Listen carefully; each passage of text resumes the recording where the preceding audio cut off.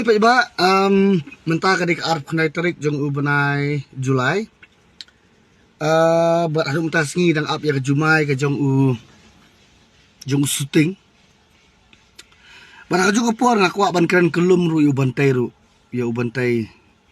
potanet. Namar ba kitu arngut dei kila apan kam bakala plat ya ke Bible.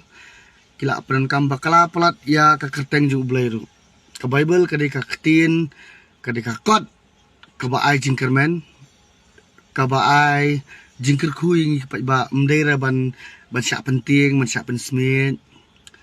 Bat kawai ngakwa banong ya ubantai bat ya banong pastor la suk lamran na. Banong pastor kitu arngut dai you are a disgrace ya ka Christian community. Mesia shna narbet, ya nomna mesia mesu monetize bet ya katu kajing balan je mesia bat ngakwa benang kawai la dame I ya kajing itu pau la dame ya prophesize la dame mat kajing pasnil la ni maybe la ni miyok withdrawal namte pada what kind of withdrawal tamayok miyok withdrawal ya kita ki prophecy so mesia rai keep it to yourself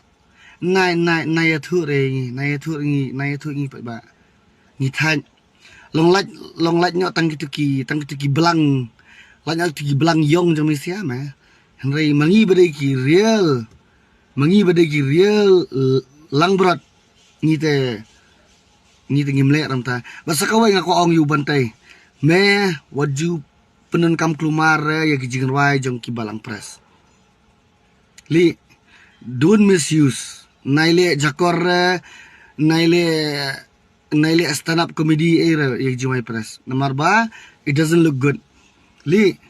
but anak umno bantai li te me ong ba kepertekan wai arhajar fra mel mem tur bantai ke jing im jong me kala wai la slam te me tama mem suthura so jing im jong me kala wai la slam ba tama mem hadu mentam pasuthura li te sakawai ru waju bain thani gibalang giwai mar kinget bet uju ublai li waju ong re tuk tak dan ye waju ong re gitu me melak dei me haki sing khadu baki ong ki kris lam ler la dei me bu syuting atrai you both of you dei will be the worst antichrist at the end of this la li pet menjuran banur ban keren ya Mesia mesu ya banang mesung tov ha